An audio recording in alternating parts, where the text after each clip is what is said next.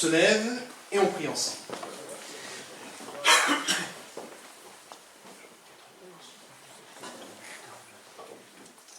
Seigneur, nous te rendons grâce pour le fait que tu nous as accordé une nouvelle journée de vie et de grâce avec toi, et aussi cette grâce de pouvoir monter en ce lieu pour être ensemble, et comme nous voulons le faire chaque dimanche, être des adorateurs pour toi.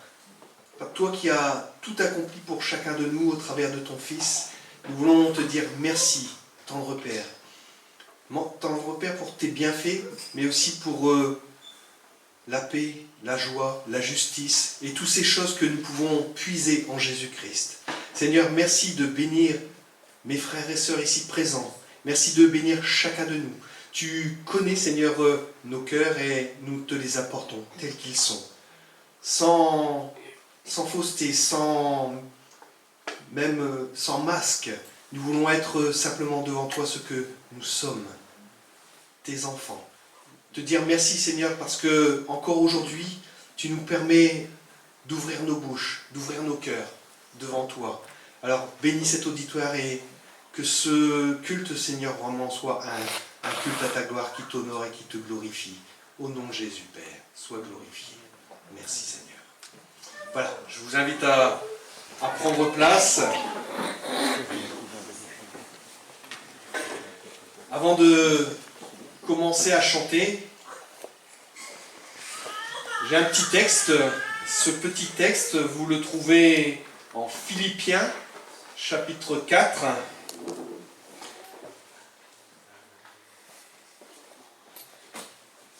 Et le titre de ce passage, c'est « Recommandations ». Ah, des recommandations pour l'Église. Waouh, de quoi s'agit-il? Mais ça, c'était pour l'Église qui était celle qui allait recevoir cette lettre, hein, parce que ici, ça se peut pas. Pourquoi vous rigolez? Je recommande à Évodie et à Saint-Tiche à vivre en parfaite harmonie, l'une avec l'autre, selon le Seigneur.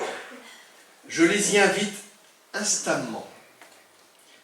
Toi, mon fidèle collègue, je te le demande, viens leur en aide, car elles ont combattu à mes côtés pour la cause de l'Évangile, tout comme Clément et mes autres collaborateurs dont les noms sont inscrits dans le livre de vie. Réjouissez-vous en tout temps de tout ce que le Seigneur est pour vous.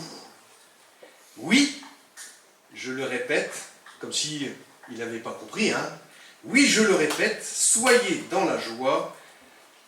Et on pourrait continuer la lecture, mais on va s'arrêter là. Cette recommandation que je voulais laisser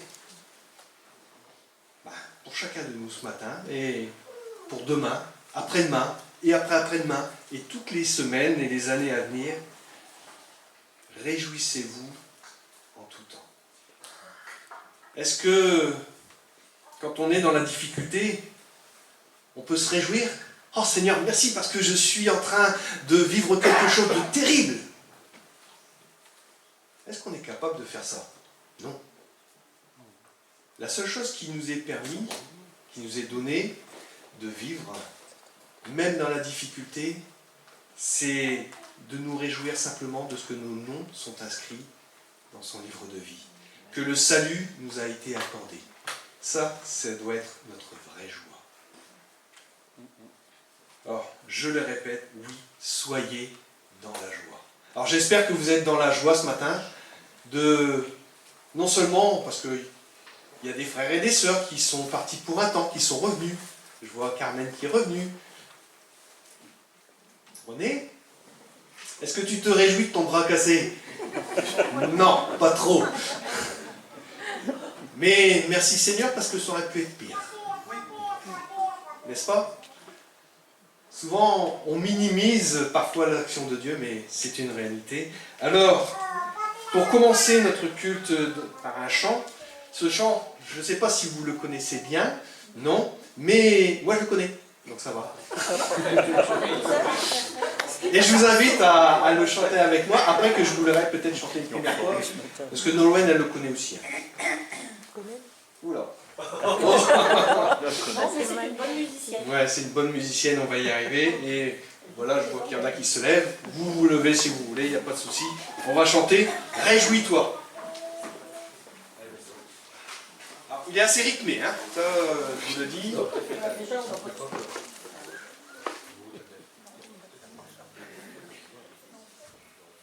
Pas suivre.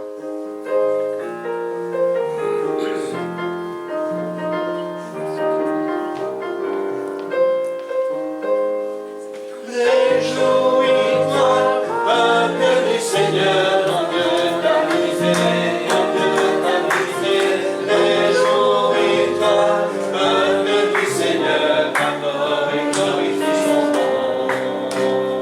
Il a fait de toi un royaume, des sacrificateurs. Il t'a fait asseoir sur le trône, il a fait de toi un peuple de vainqueurs. Réjouis-toi, peuple du Seigneur, ton Dieu t'a visité, ton Dieu t'a visité.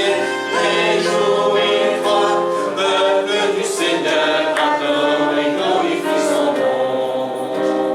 Il a fait de toi un royaume, des sacrificateurs. Il t'a fait asseoir sur le trône, il a fait de toi un peuple de vainqueurs. Réjouis-toi, peuple du Seigneur, ton Dieu t'a visité, ton Dieu t'a visité. Réjouis-toi, peuple du Seigneur, adore et glorifie son nom. Adore et glorifie son nom. Adore et glorifie son nom. Bon, ça c'est la petite variante qu'on avait quand on faisait les camps de jeunes. Mais bon, il n'y a que des jeunes ici, donc ça va aller. Hein. On le modifiera légèrement, et c'est vrai qu'à la fin, c'est 3 fois. C'est pas grave, nous nous sommes réjouis de pouvoir chanter la gloire de notre Seigneur et de pouvoir encore le célébrer. C'est ce que nous allons chanter. Célébrer. Venez, nous venons célébrer. Alors celui-là, vous le connaissez, hein. Pas de problème. Hein. Donc je me tais. C'est quoi?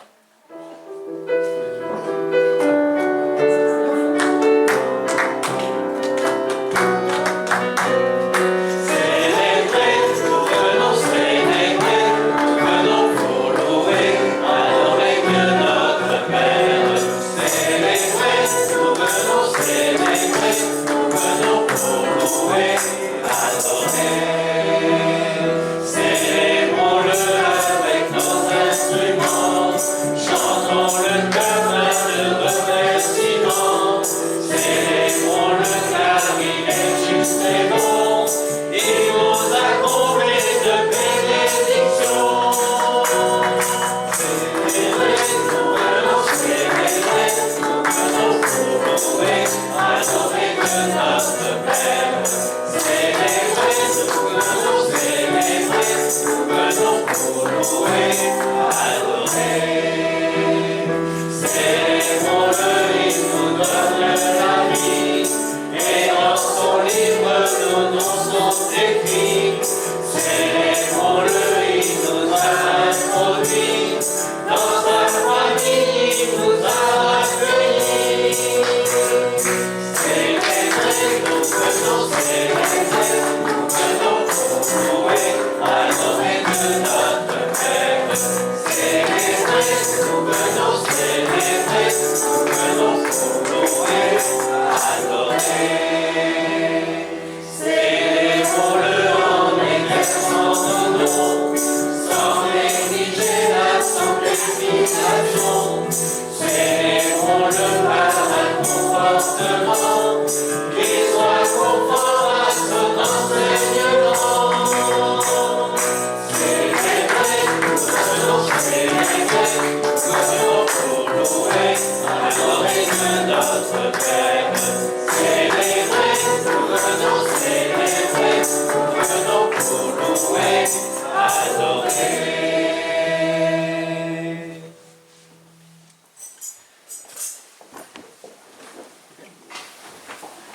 C'est bon de pouvoir se réjouir. C'est bon d'être heureux, c'est bon de pouvoir exprimer aussi notre joie. Cette joie qui est profonde, que l'on peut faire ressortir en s'exclamant par des chants, des louanges et des adorations. Ce qui nous caractérise aussi un peu dans ce monde, c'est que nous sommes plus à l'image de ce monde. Quelque part, on est comme des saumons qui remontons la rivière pour aller chercher près des eaux pures. On est à contre-courant.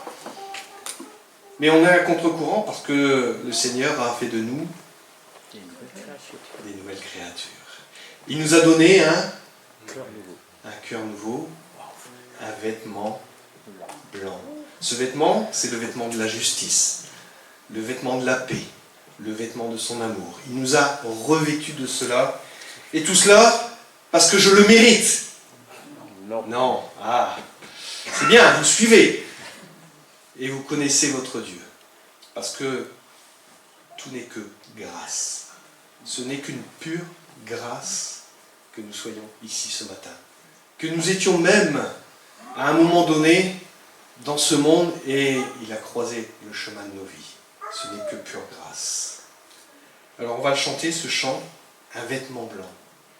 Alors peut-être une harpe d'or, une guitare d'or, un piano d'or, que sais-je, je ne sais pas ce qu'on va voir.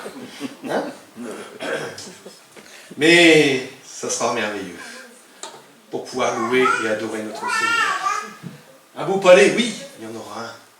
Ça sera la présence de notre Dieu, une couronne, la sainte joie. Et encore la joie. Parce que il est écrit, le Seigneur lui-même essuiera toute larme. Tout ce que nous avons pu vivre dans ce monde et qui nous aura blessés, qui nous aura meurtris, qui aura, on va dire, eu un impact sur chacun de nous, qui nous aura fait couler des larmes, eh bien tout cela, fini, disparu.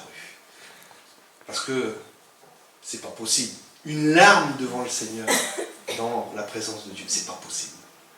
Lui qui est la vie, lui qui est la joie, la pureté, la sainteté. Et c'est ça qui doit être notre vrai trésor, c'est de ce que notre nom est inscrit dans son livre de vie. Là-haut, le Seigneur, eh bien, tant que sa grâce court, eh bien, il donne son salut à celui qui veut bien le recevoir. On se lève et on chante.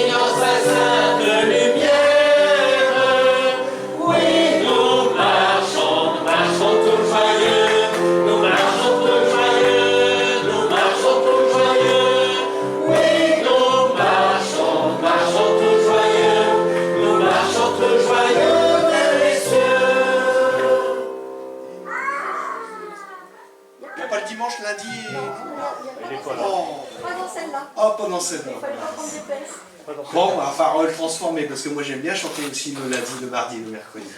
Mais bon, ça sera pour la prochaine fois, c'est pas grave. On va continuer à louer, adorer le Seigneur, parce que c'est en Jésus seul que nous pouvons vivre ces choses. En Jésus seul est mon espoir, ma lueur, mon chant. Ah, apparemment. En Jésus seul, non, il n'y est pas? Si, le voilà.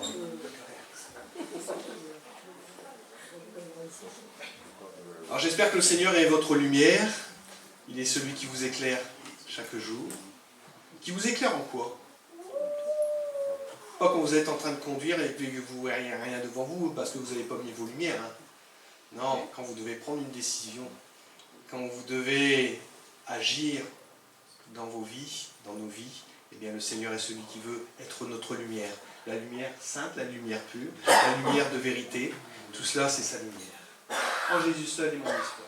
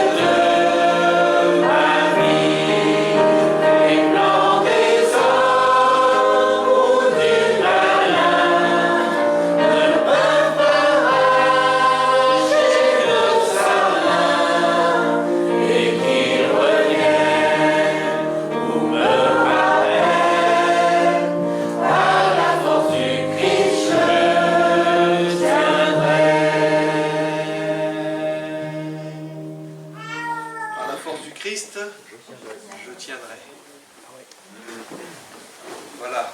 Oui, je le répète, soyez dans la joie. Quelle exhortation encore pour chacun de nous ce matin. Et je pense même que c'est un peu le prologue de ce que l'on entendra tout à l'heure au travers du partage, d'être réjoui, d'être dans la joie du Seigneur. Et tout cela parce que à un jour, le Seigneur a fait quelque chose de, pour nous, pour moi, pure folie. Pure folie. Un Dieu si grand, si parfait, si pur, accepter de mourir, de souffrir pour moi.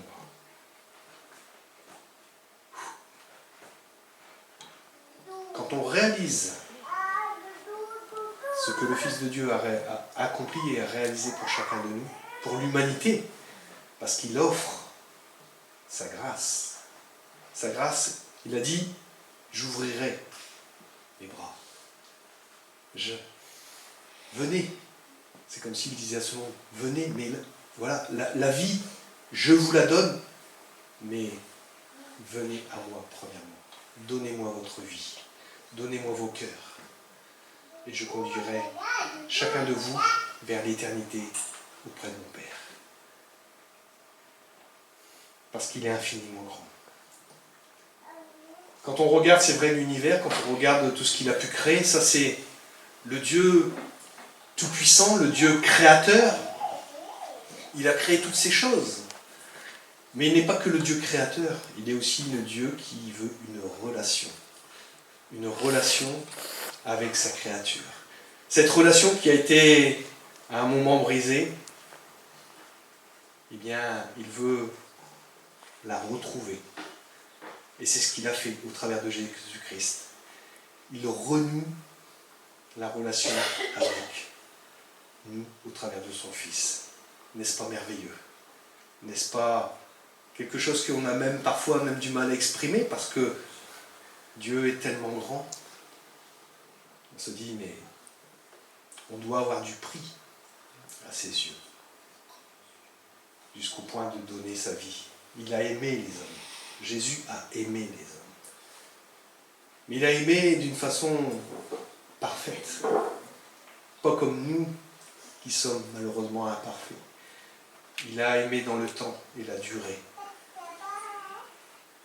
Et c'est ce qu'il nous propose, son amour.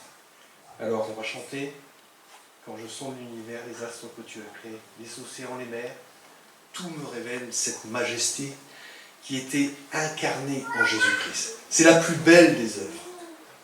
L'incarnation d'un Dieu au travers, on va dire, de la chair. L'incarnation du Fils de Dieu dans la chair, Jésus.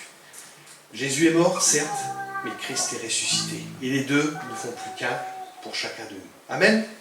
Allez, on chante.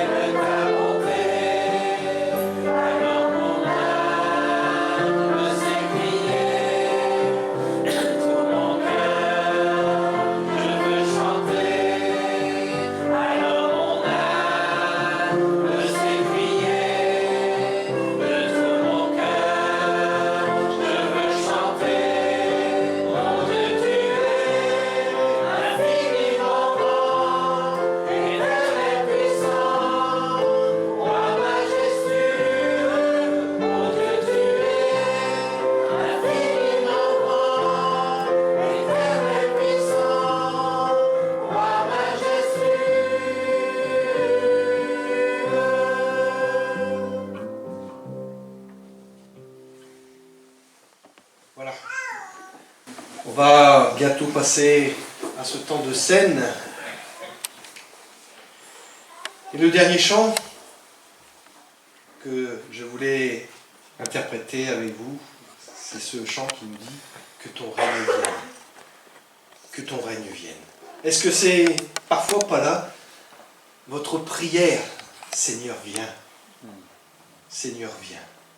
que ton règne vienne sur la terre, comme on dit. Ce qui est là-haut, eh bien, manifeste-le pleinement en Jésus-Christ sur cette terre. Notre Père qui est aux cieux, que ton nom soit sanctifié, qu'il soit connu en tout lieu. Ça, c'est sa parole qui se propage. Et sa parole, elle est en chacun de nous. Et cette parole, c'est à nous aussi de la transmettre. Est-ce que nous sommes des beaux parleurs ou est-ce que nous sommes des gens qui transmettons la parole de Dieu en apportant justement ce message du salut? Viens et vois. Le Seigneur t'aime, il a tout payé. Et ça, c'est un message que parfois, encore même dans ce monde, on a du mal à entendre. Les gens... Et vous savez, très souvent, très souvent, c'est quand ils sont au fond du gouffre, comme on a pu l'être pour certains d'entre nous, bien la seule chose que l'on puisse faire, c'est, on ne peut même plus regarder au sol, on est cloué au sol.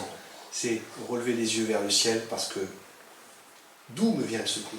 Voilà, de l'Éternel, celui qui nous aime et celui qui a tout fait. Notre Père qui est aux cieux.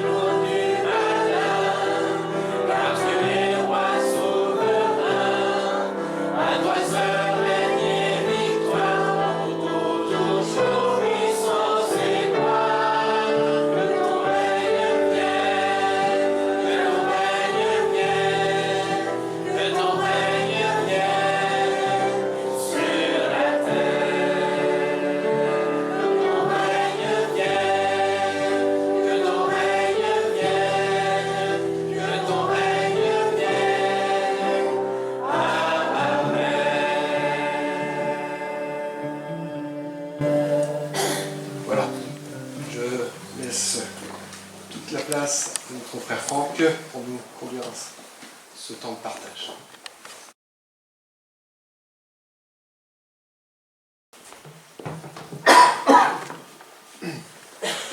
Je vais pas tout lire, rassurez-vous, j'ai un grand classeur, mais j'étais censé ce matin préparer. J'ai préparé quelque chose ce matin pour les enfants. Il n'y en a pas, il y en a peu, en tout cas les miens ne sont pas là et les autres enfants ne sont pas là non plus. Et ce dont j'avais à parler avec eux ce matin, c'était la tentation. la tentation, le péché. Alors j'ai lu, j'ai beaucoup lu. Et puis, effectivement, je devais aussi faire ce temps de partage. Bon, voilà, du coup, ça m'a mis complètement dans le bain et j'ai pu lire plusieurs passages et me rappeler. On aime se rappeler chaque dimanche que Jésus a fait pour nous. On le chante depuis ce matin, on le loue, on l'adore. Pas parce qu'il est simplement venu, cet homme sur terre, faire ce qu'il avait à faire, parce que c'est le Fils de Dieu, il a été envoyé par son Père. Et alors que je devais parler effectivement de la tentation et du péché, de se rappeler comment le péché est entré dans le monde, on ne le nomme pas souvent Satan. Satan, celui par qui le péché est entré dans nos vies. Et Dieu, dans son amour infini, s'est pas arrêté à se dire, ben voilà, les choses sont ainsi. Satan, il est venu mettre un petit peu d'ombre sur notre terre. Dieu, il a voulu que nous en soyons sauvés. Nous soyons sauvés du péché. Et il n'y avait pas 50 solutions. À regard humain, je le dis toujours, c'est incompréhensible. Je ne parviens pas à mesurer ce si grand amour de Dieu pour moi. Pour moi. Le salaire du péché, c'est la mort. Et par la puissance de Dieu, par la mort de Jésus sur la croix, par sa résurrection, nous avons la vie. Dieu nous a lavé, on a chanté ce matin. Un vêtement blanc, une harpe d'or. Alors oui, dimanche, je suis heureux. Lundi, plein de joie, moi aussi j'aime beaucoup la suite. Oui, dimanche, je suis heureux. On commence la semaine, dimanche. Je suis heureux parce que je viens dans la maison du Seigneur, je viens le louer, je viens l'adorer. Et pour autant, je ne suis pas à l'abri. Je ne suis pas à l'abri du péché. Je ne suis pas à l'abri de fléchir dans la semaine. Je ne suis pas à l'abri d'être tenté. Et un des exemples que je vais donner aux jeunes ce matin, qui est très subtil, attention. Un ver de terre. Il y a peut-être des pêcheurs. Alors des pêcheurs, quand je parle pêcheurs, on est tous pêcheurs, d'accord, mais des pêcheurs à la ligne. Il y en a peut-être parmi nous, et ce petit ver de terre qu'on met au bout de son hameçon, moi je ne connais pas grand-chose à la pêche, mais juste les grandes lignes. Ce petit ver de terre, qu'on jette avec le plomb pour que voilà, le fil il tombe bien dans le fond de l'eau. Il a quand même un impact parce que les poissons qui sont bien cachés, là, ils sont attirés par ce petit ver et ils ne voient pas du tout ce qui se passe en haut, ils voient ce ver et ils ne savent pas ce qui va leur arriver et qu'ils vont être hameçonnés. Alors, soit ils vont être emmenés et mangés, soit ils vont être relâchés, mais ils ne savent pas ce qui va se passer. Voilà comment parfois dans nos vies les choses arrivent, on ne voit pas arriver. On ne voit pas arriver et un petit quelque chose, les petits péchés entraînent une succession d'un tas de péchés.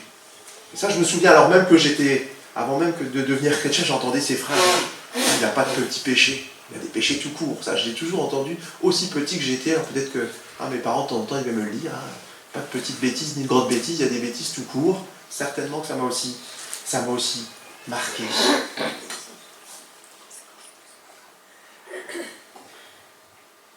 Jésus-Christ a porté notre péché. C'est ce que nous devons encore nous rappeler ce matin.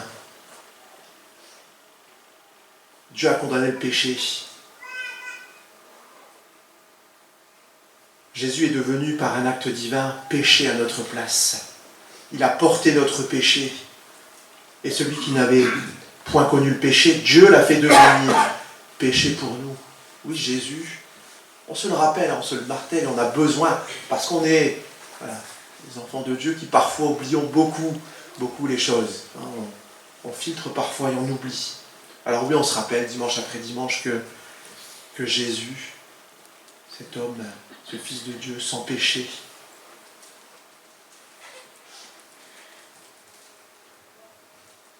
le sacrifice de Jésus à la croix est volontaire. Jésus n'a pas été obligé de donner sa vie.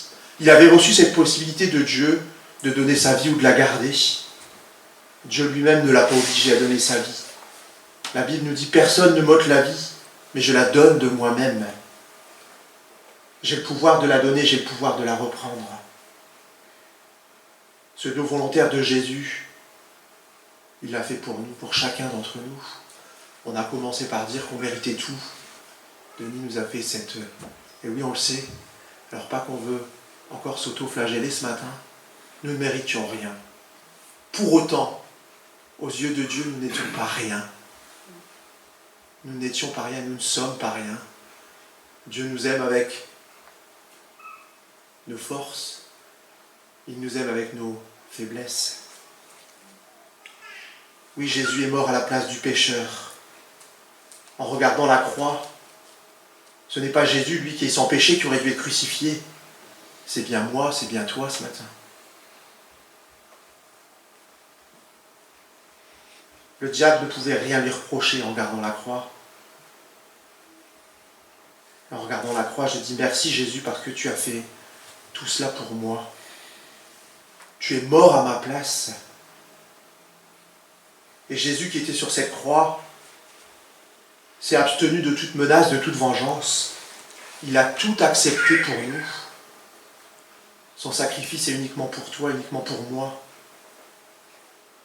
Le premier moment où il a été crucifié jusqu'au dernier cri, Jésus s'est abstenu de toute réaction. Oui, nous sommes rachetés par le sang de Jésus.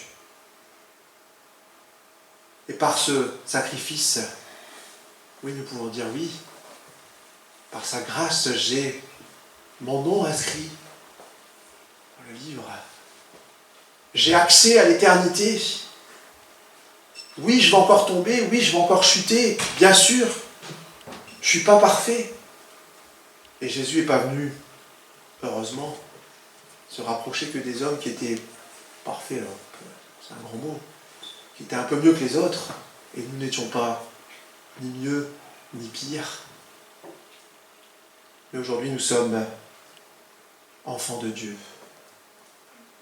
Et nous allons, comme nous le faisons, nous aimons le faire dimanche après dimanche, nous retrouver autour de cette table, en mémoire de ce que Jésus a vécu pour toi, a vécu pour moi. Et nous allons avoir un temps juste avant que je prie pour ces éléments, un temps individuel, un face-à-face avec notre Seigneur, un tête-à-tête, un cœur à cœur, pour nous confier à lui. Nous puissions, comme on le dit dans ce monde, et nous aimons bien ça, vider notre sac. Plus que ça, vider notre cœur. Dire, voilà Seigneur, si je suis là ce matin, effectivement, c'est un effet de ta grâce. Je ne méritais rien et je suis là. Aussi petit que je sois, je veux déposer à tes pieds ce qui n'est pas digne de toi dans ma vie. Oui, j'ai honte. Oui, j'ai honte de parfois fléchir. Oui, j'ai honte de parfois être tenté, Seigneur. Mais ce matin, en présence de mes frères et sœurs, je veux te demander pardon. Je veux sincèrement te demander pardon. Et on sait que le Seigneur, avant même qu'on ait ouvert la bouche, le Seigneur sait déjà ce que nous allons lui dire, parce qu'il lit dans nos cœurs. Il lit dans nos pensées. Et on peut essayer de se cacher. On peut essayer de se cacher. Le Seigneur connaît la moindre chose de nos vies. La moindre petite virgule dans notre comportement. Il connaît le nombre de cheveux qu'on a sur la tête. Beaucoup, pas beaucoup, ça c'est un autre détail. Mais il connaît le moindre détail de nos vies. Que nous puissions maintenant simplement prendre ce temps de prière individuelle, à haute voix, à voix basse, peu importe, dans la plus grande sincérité avec notre Dieu. Dieu, que nous soyons sincères, que nous soyons fidèles. Dieu n'est pas un Dieu méchant, n'est pas un Dieu qui punit, pas un Dieu qui va nous taper sur la tête en disant « Tu as été mauvais. Tu as été mauvais. Dieu va venir nous prendre dans ses bras d'amour et il va nous relever. Allez, oui, tu as fléchi. Oui, tu as été tenté. Oui, tu t'es trompé. Oui, oui, oui. Mais je t'aime et allez, je te lève, je te prends par la main. Et on avance ensemble.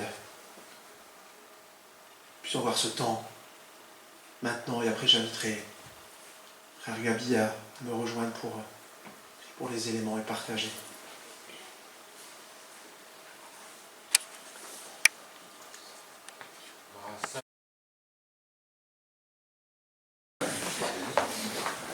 J'ai la voix un peu caverneuse, hein, excusez-moi. J'ai été pris par je ne sais quoi. Hein. On appelle ça un frère, hein, je ne sais pas si ça dit ici. Je vais faire ce que je peux. Ça tourne un peu, ça. Voilà. La voix, c'est juste ce qu'on entend. Enfin. On a aussi la joie d'avoir ce matin avec nous un frère qui nous vient de Pologne. Hein?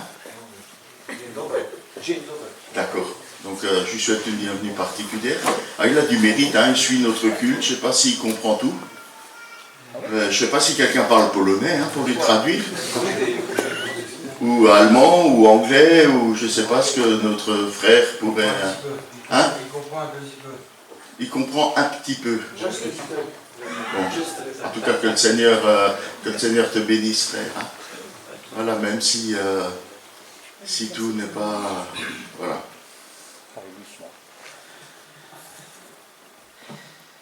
Alors, réjouis-toi, c'est le titre de la prédication hein, qui m'a été confiée pour ce matin et que je vais partager avec vous, qui fait partie de cette série, hein, Le roi David, faire confiance à Dieu dans toute une vie.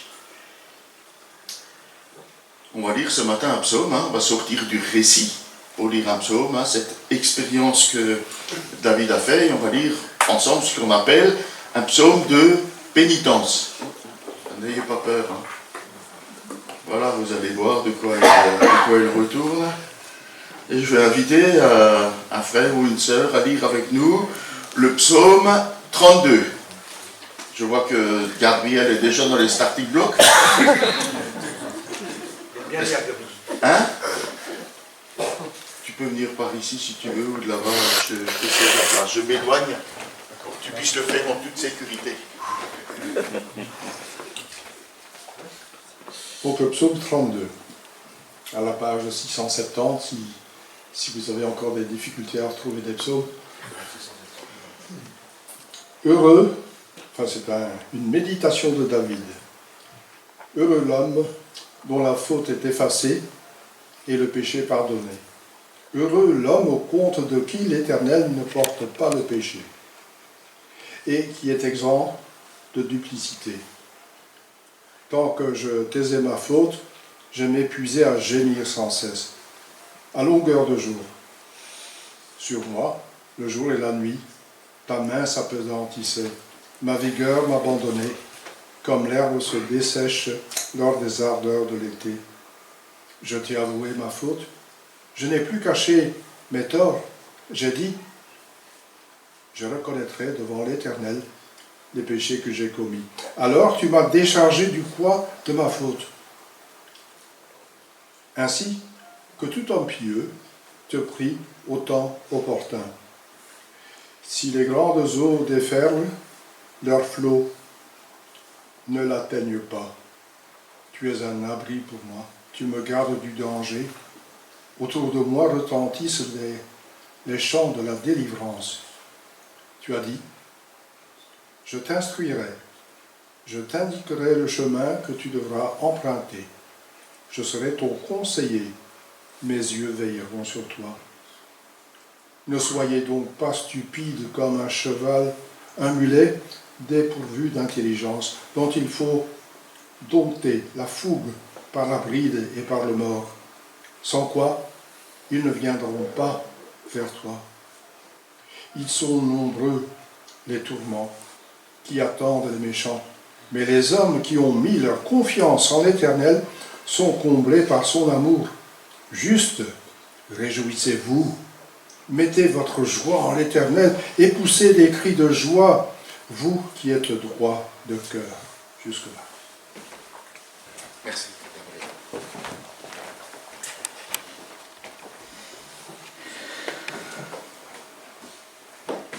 Pour introduire, je vais vous donner une citation de John Stott, Une année avec la Bible.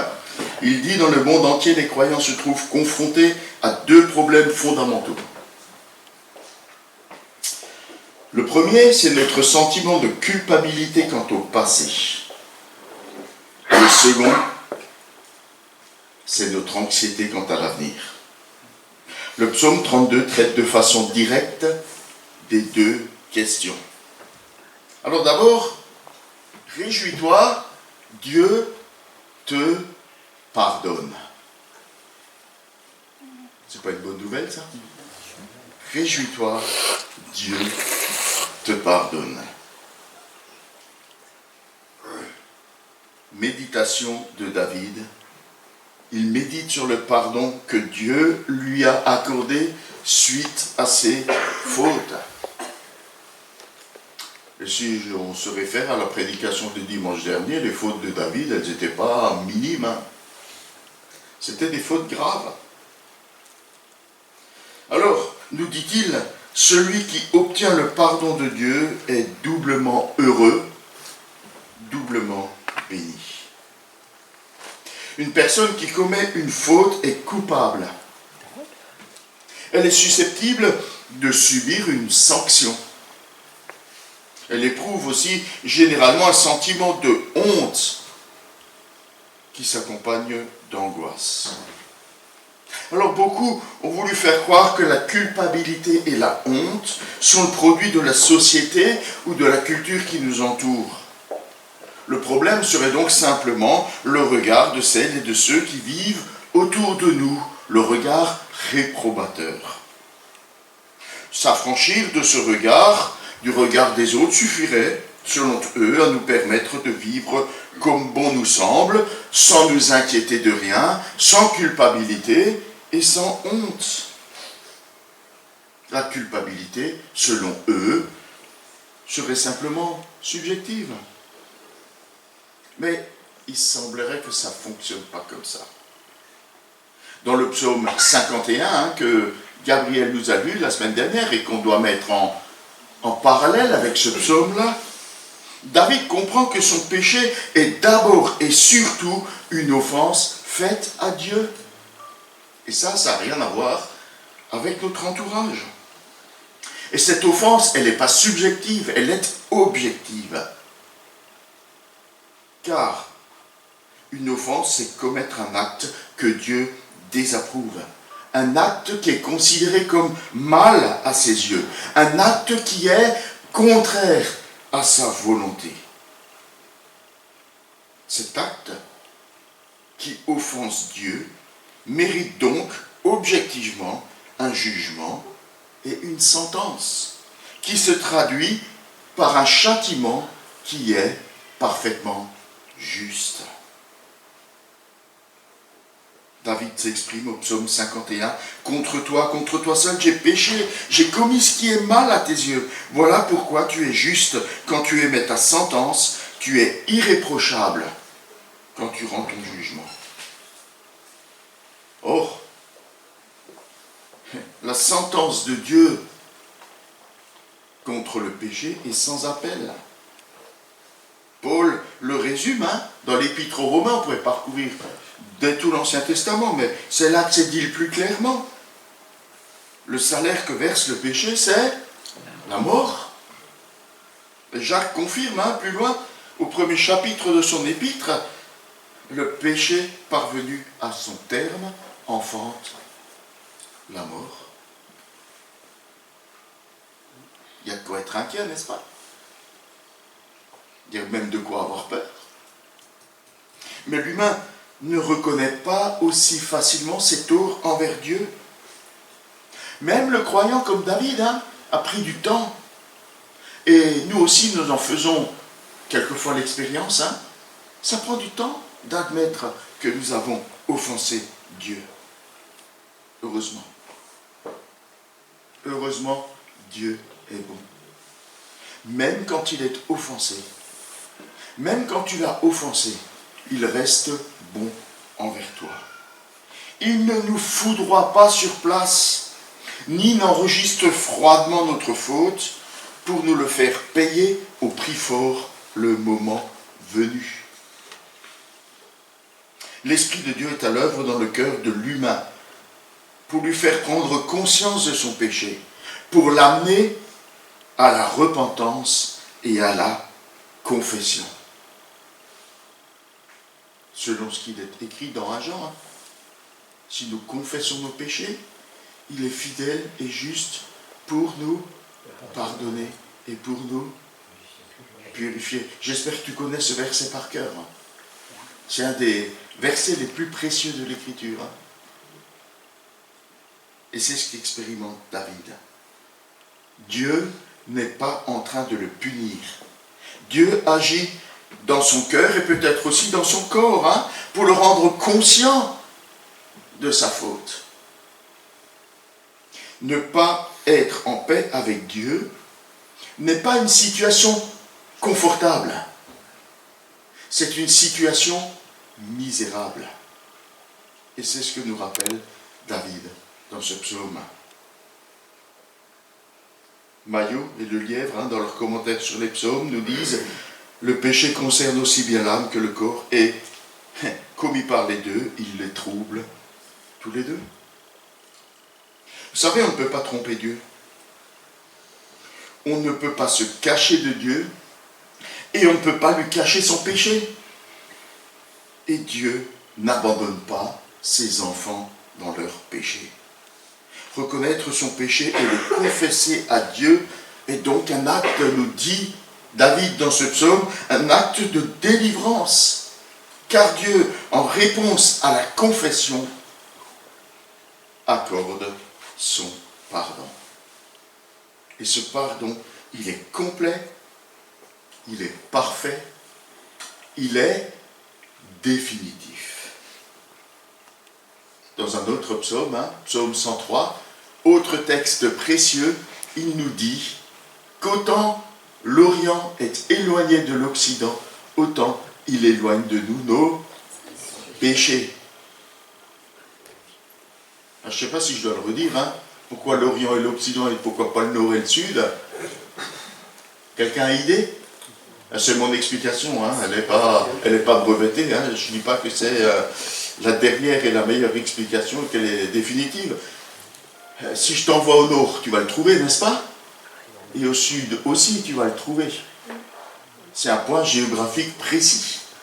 Mais si je t'envoie à l'est, combien de temps tu vas marcher pour l'atteindre? Et si je t'envoie à l'ouest, combien de temps marcheras-tu pour l'atteindre? C'est infini, n'est-ce pas? Et c'est beau de savoir que notre péché est éloigné de nous de manière infinie.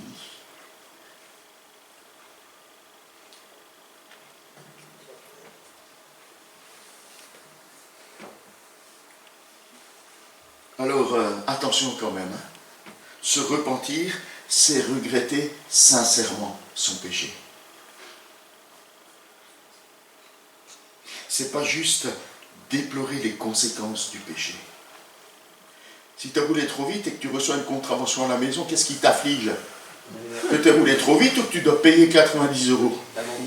C'est l'amende qui t'afflige, je ne dis pas que tu as roulé trop vite, mais ça ne marche pas avec Dieu. Ça ne marche pas avec Dieu. C'est très différent. Bon, je ne suis pas sûr que ça nous afflige beaucoup. Mais si ça m'afflige, parfois, quand tu te rends compte que c'est pour 1 ou 2 km/h, par cause de l'inattention. Et alors, quand tu confesses sincèrement tes péchés à Dieu, les effets du pardon dans le cœur humain sont incroyablement bienfaisants. Le pardon accordé par Dieu enlève la culpabilité objective et il délivre de la sanction. Tu ne crains plus la mort, tu ne crains plus la sanction, car Dieu t'en a définitivement délivré. Et ça pèse plus sur toi, tu n'es plus coupable, tu as été déclaré juste. Et ça enlève aussi la honte qui, elle, est subjective. Hein. Et si tu es délivré de la honte, tu es aussi délivré de l'angoisse. Le cœur est léger. Il est déchargé de tout poids, de toute agitation, de toute angoisse. Dans le cœur pardonné, il règne désormais la paix, la joie, la reconnaissance, l'amour de Dieu. Kidner, dans son commentaire, dit s'humilier et confesser ses fautes procure un soulagement sans égal. Et là, je donne une autre citation de Maillot qui dit quand c'est l'homme qui veut couvrir lui-même son méfait, il n'aboutit qu'au trouble et au désespoir. Mais quand c'est le Seigneur qui couvre ce péché, l'homme découvre la paix. Et on peut faire ici un parallèle avec Adam et Ève dans le jardin d'Éden, le premier péché contre Dieu. Ils ont pensé que les feuilles de figuier seraient suffisantes. Ils se sont maladroitement vêtus avec ces quelques feuilles, mais ces feuilles n'ont pas trompé Dieu, ni enlevé leur culpabilité, et encore moins leur honte. Plus rien désormais ne s'oppose à son bonheur, à sa joie, à sa paix. Le péché et l'épreuve qui troublaient la vie sont enlevés. Dieu couvre du voile de son pardon cette désobéissance passée. Il ne veut plus en souvenir, ni même y penser. Et quel est, dans les psaumes de Jésus, dit les gens les plus heureux au monde. Alors si vous cherchez le bonheur, voilà la recette. Les gens les plus heureux au monde sont ceux qui non seulement sont conscients de leur profond besoin du pardon, mais qui en ont également fait l'expérience. Jésus, Dieu m'a pardonné. Dieu pardonne tous tes péchés quand tu lui confesses. Alors, réjouis-toi. Mais la bonne nouvelle ne s'arrête pas là. Le psalmiste poursuit. Réjouis-toi, car Dieu t'a pardonné. Réjouis-toi, car désormais Dieu t'accompagne. Il t'accorde abondamment son pardon pour le péché passé et présent. Mais il veille aussi sur ton avenir. Et Dieu est d'abord un abri pour celles et ceux qui se confient en lui. Et j'ai relevé cette jolie formule trouvée dans un commentaire. Le Seigneur est son secret, sa cachette. Celui qui cache l'homme quand celui-ci ne lui cache rien. C'est beau, hein? C'est beau. C'est de Maillot, hein? Voilà, il y a beaucoup de citations ce matin. Dieu veut t'offrir protection contre le péché et contre le déferlement de l'épreuve. Peut-être peut-on voir dans ces grandes eaux qui déferlent dans ce texte une allusion au déluge et à la protection que Dieu assure à Noé le juste et à sa famille. Cette arche, cette petite coquille de noix sur l'immensité de l'eau qui a recouvert la terre, Dieu a trouvé le moyen de protéger, de sauver le juste et sa famille. Et cette protection divine, c'est un sujet d'allégresse pour David, c'est un sujet d'allégresse pour le psalmiste. Il en est conscient et il tressaille d'allégresse. Parce que Dieu est aussi un guide et un conseiller personnel. Il nous donne toutes les instructions utiles par sa parole, par la prière, pour que nos cœurs ne s'égarent pas loin de sa volonté, qu'ils ne dévient pas de l'obéissance. Son regard bienveillant est posé sur nous, comme est posé le regard bienveillant d'un père sur un enfant qui fait ses premiers pas. Il est question ici de la vigilance, de la sollicitude de Dieu en faveur de son serviteur, commente Kidner. Parce que la relation que Dieu veut établir entre lui et toi, c'est une relation marquée par la réciprocité dans l'amour, la confiance, la douceur, la bienveillance, l'amitié, la fidélité. Alors Dieu t'accompagne, te guide, te garde dans une relation d'amour. Alors réjouis-toi. Mais malheureusement, constate le psalmiste, tous n'entrent pas dans cette relation bienfaisante, voulue par Dieu. Alors mon troisième point, c'est ne fais pas l'âne. On pourrait traduire ça, ne soyez pas comme les chevaux et comme les mulets ou les ânes qui ont besoin d'une bride et d'un mort. Certaines personnes résistent à Dieu. Ou alors, elles agissent simplement par devoir, elles obéissent quand elles prennent un coup de bâton. Voilà, il faut. Ou pour éviter le coup de bâton. Et le psalmiste les compare à des chevaux ou à des ânes. On ne conseille pas un âne ou un cheval. Enfin, moi j'ai peu d'expérience, mais peut-être Franck pourrait nous dire, il y a quelques chevaux chez lui. Je sais pas, on peut les conseiller, les chevaux? Pas trop, Voilà. On lui impose l'obéissance par la bride et par le mort. Il n'a pas la faculté de connaître et d'obéir librement à la volonté de son maître. Si vous regardez une course d'obstacles, je ne sais pas si vous aimez ça, avec les chevaux, course d'obstacles, ou je ne sais pas si vous êtes turfiste, si vous regardez le tiercé. Le maître du cheval, il ne le prend pas à part avant l'épreuve, il dit, alors tu vois les trucs là, ça faut que tu le sautes comme ça, ça faut que tu le sautes comme ça, ça faut que tu le sautes comme ça, et dans la course, il dit, là tu vas aller tranquille jusqu'au dernier virage, le dernier virage tu accélères, et dans la dernière ligne droite, alors là tu te donnes à fond. Ça ne marche pas, le cheval il ne comprend pas ça. Ainsi sont celles et ceux qui sont dépourvus d'intelligence dans leur relation avec Dieu. Ils ne laissent à Dieu d'autre alternative que d'agir de manière directive dans leur vie. Et dans ce cas, l'intervention de Dieu dans la vie peut être douloureuse, comme peut être douloureux le mort dans la bouche du cheval trop fougueux ou d'un âne trop têtu. Mais c'est là encore une manière dont Dieu agit par grâce dans la vie du croyant. Parce qu'il sait que de nous laisser dans notre péché nous amène à ce qui attend finalement les méchants et les impénitents. Il désire délivrer du châtiment éternel celles et ceux qui lui appartiennent et qui se montrent entêtés. Et reconnaissons que c'est parfois malheureusement notre cas. Même quand tu veux n'en faire qu'à ta tête, Dieu ne te laisse pas tomber. Alors, réjouis-toi. Ce pardon parfait et définitif, décrit dans ce psaume et dans d'autres, il y a d'autres psaumes de pénitence, annonce l'œuvre de Jésus à la croix.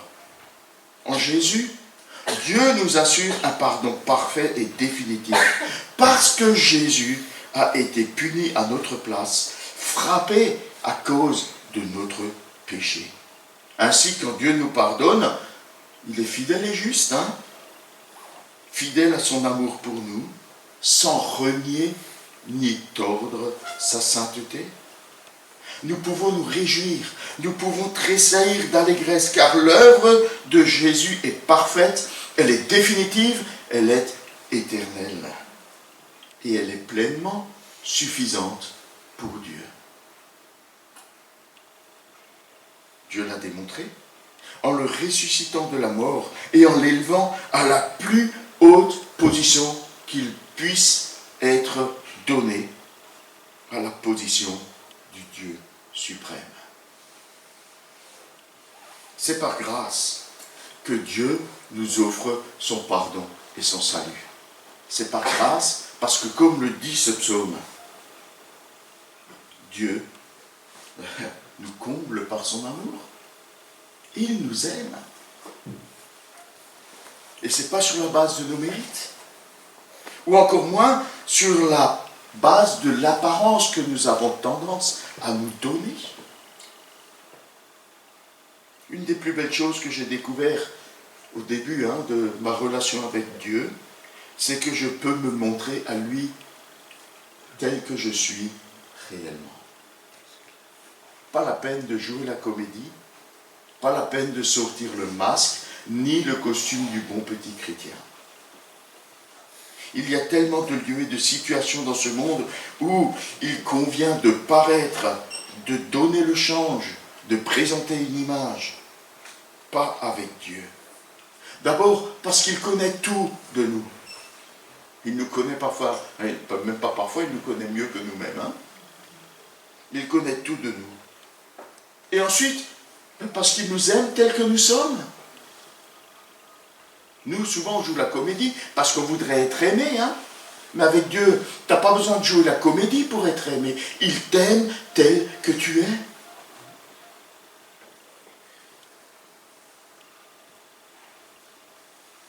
Alors tu peux te montrer à lui dans la vérité. Dans cette vérité parfois glauque de ton existence. Parce que c'est sûr et certain que tu ne risques pas de le décevoir. Il t'aime tel que tu es. Il a donné sa vie pour toi. Tu ne risques pas de le décevoir. Son amour pour toi est inaltérable. Il ne changera jamais. Où Paul dit, qui pourra nous séparer de l'amour de Dieu manifesté en Jésus-Christ? Et après, il fait une liste, et rien. Il ne trouve rien qui puisse nous séparer de l'amour de Dieu. Même pas notre entêtement.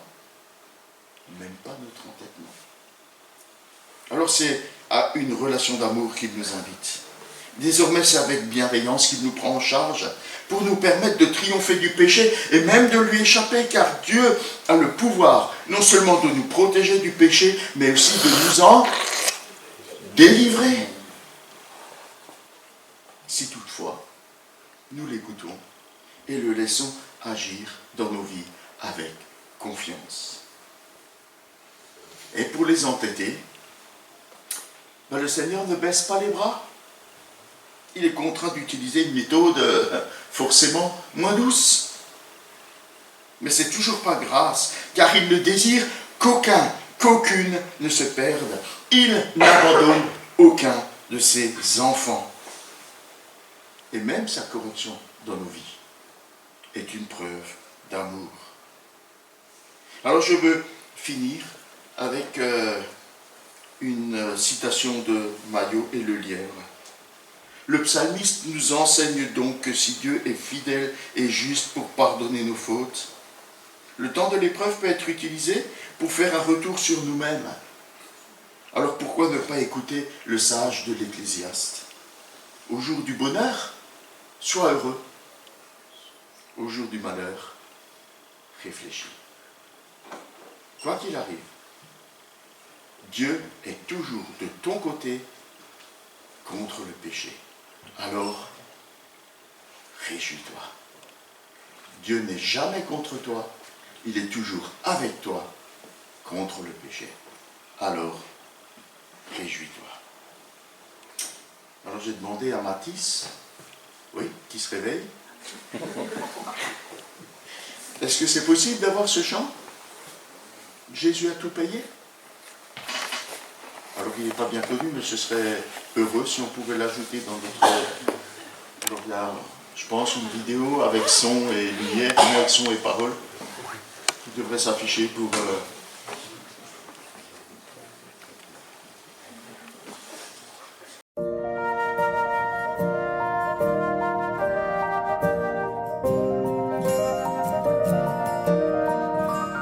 Entends-tu sa douce voix? Mon enfant, prends ma main. Bien que faible, viens à moi. Tu trouveras ton soutien. Jésus a tout payé. Ma dette est acquittée.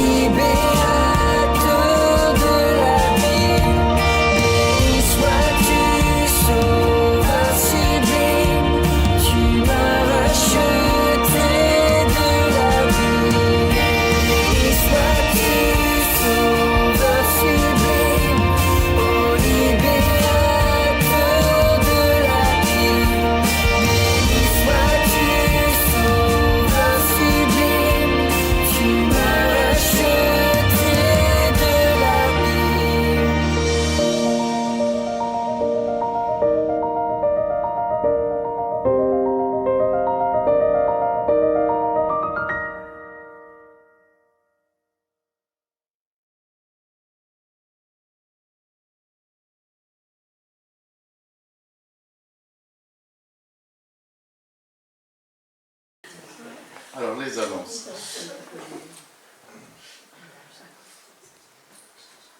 Alors, la semaine qui vient. Alors.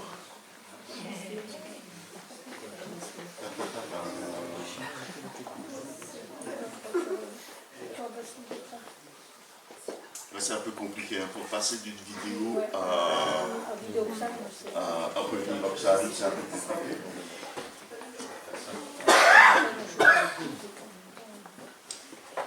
Je te les aurais toutes faites, Mathis, hein. Pour ton premier jour, là. Paf! T'as sauté dans le grand bain, là. Alors, avant qu'apparaissent les annonces, hein, je voudrais vous dire que cette semaine, on a fait la première de Promenons-nous ensemble, la marche douce. Et on s'est promené, oui, je vais te donner la parole. On s'est promené là à Cassel, hein. On était 8 personnes. Et donc il semblerait que si on change de semaine, on pourrait inviter d'autres personnes. Donc on va reproduire ça dès cette semaine, jeudi après-midi. On se retrouve à Zuidcote à 14h30. Donc ça ne va pas apparaître dans les annonces, notez-le. Si vous avez besoin d'un transport, faites-le savoir, hein. On va vous trouver un transport, venez me voir. J'espère ne plus être dangereux, hein, à ce moment-là. Et où on trouvera un autre taxi, hein. Mais voilà, c'est bien. Moi, j'ai commencé à lancer des invitations, hein. J'ai des personnes qui possiblement pourront être présentes. Et voilà, un bon lieu de témoignage, hein. Voilà. On se donne rendez-vous à la maison ou sur le ponton? Comme tu veux, chez toi, 14h30 ou sur le ponton, hein. C'est pas loin, hein. S'il y en a un qui va sur le ponton et qui... Ou sur le ponton, tu préfères? Tout le monde connaît comme ça. Tout le monde sur le ponton. Ponton, 14h30. Voilà, tout le monde est bienvenu, hein. Oui, vas-y, Kevin. Alors du coup, cette semaine, pas aujourd'hui, c'est notre anniversaire de mariage. Ah, bravo. Bon anniversaire. Bravo, bon anniversaire. Que le Seigneur vous bénisse, hein. Que le Seigneur vous bénisse et qu'il pose sa bonne main sur vous. Alors, autre chose cette semaine. Alors on reprend mercredi soir l'étude biblique à 19h30. Alors là aussi, tout le monde est bienvenu, soit sur place ici, soit par Google Meet. Faites simplement savoir à Célia. J'hésitais, Célia, faites savoir à Célia, elle vous envoie le lien et vous pouvez vous joindre, voilà, à Google Meet sur l'étude de l'épître de Jacques. Samedi soir, on aura le groupe de jeunes à 18h et dimanche, on aura Pierre Barito avec nous. Et on restera ensemble pour casser la croûte. Donc, suivant ce qui est habituel et connu, chacun amène pour partager avec les autres. Viande, salade, pain, fromage, dessert, boisson. Et si tu as d'autres idées, elles sont les bienvenues. Voilà, et puis on se réjouit d'avoir Pierre avec nous, qui est au bord de la retraite, ou proche de la retraite, ou déjà en retraite, je ne sais pas trop. Mais en tout cas, voilà, il est dans ses dernières... dans ses dernières sorties. Voilà. Est-ce qu'il y a... Les nouvelles de Simon? Simon, ouais, va bien. Oui, ça Super, ça se passe bien. Simon, ouais. Il est heureux, reconnaissant. Il est en train de déployer tous ses... voilà. Et puis il a ses aventures à lui. Et puis voilà. Non, ça se passe bien. Ça se passe très bien. On est très, très, très, très reconnaissant de ce que le Seigneur a accompli pour lui. Voilà. D'autres annonces? Voilà, je répète quand même qu'il est possible aussi de s'investir dans soit cette association créative Grenelle Daniel ou autre. N'ayez pas peur, c'est pas quelque chose de compliqué. J'ai pas eu, personne ou pas grand monde a manifesté le souhait. C'est pas un truc difficile, il faut simplement être là et voilà, c'est surtout pour manifester l'amour de Jésus dans ce lieu.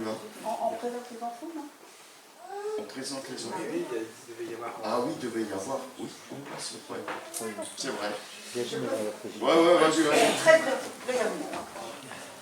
Alors, vous n'êtes pas sans voir, entendre et savoir qu'il y a des enfants dans l'assemblée.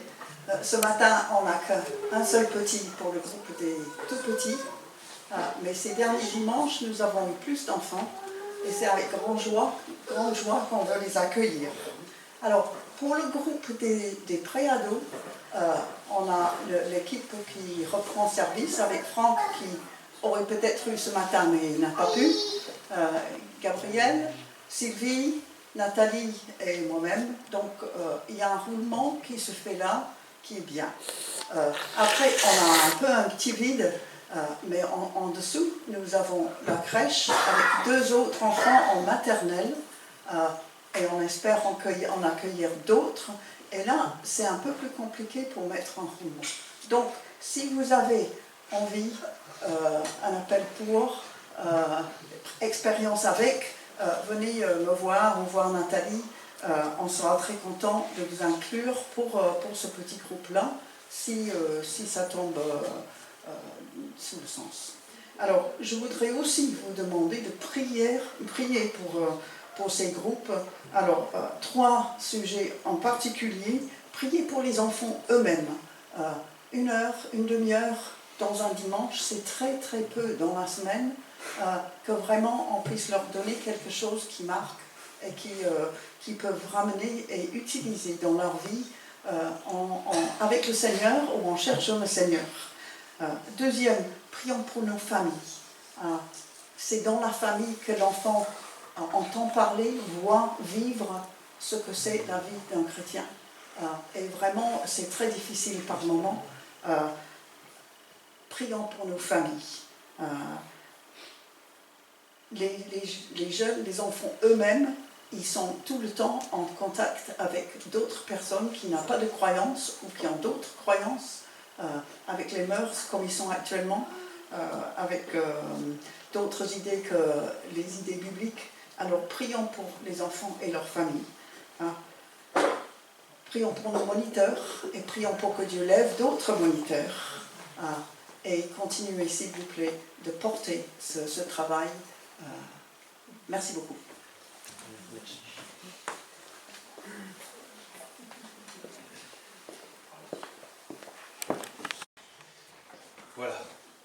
est juste -10, il n'est pas trop tard, le poulet n'est pas encore grillé, ça va. J'avais un dernier petit chant pour l'envoi. Alors je ne sais pas si vous êtes d'accord avec moi de chanter une dernière fois. Oui, c'est un petit chant qui est facile. Voilà. Que la grâce de Dieu soit sur toi. Ça serait quelque part peut-être le vœu que l'on pourrait se faire l'un à l'autre quand on quitte ce lieu, et bien dire à son frère, sa sœur, eh bien que la grâce de Dieu soit sur toi. Eh bien on va le chanter ensemble et puis que ça puisse être dirigé en tout lieu.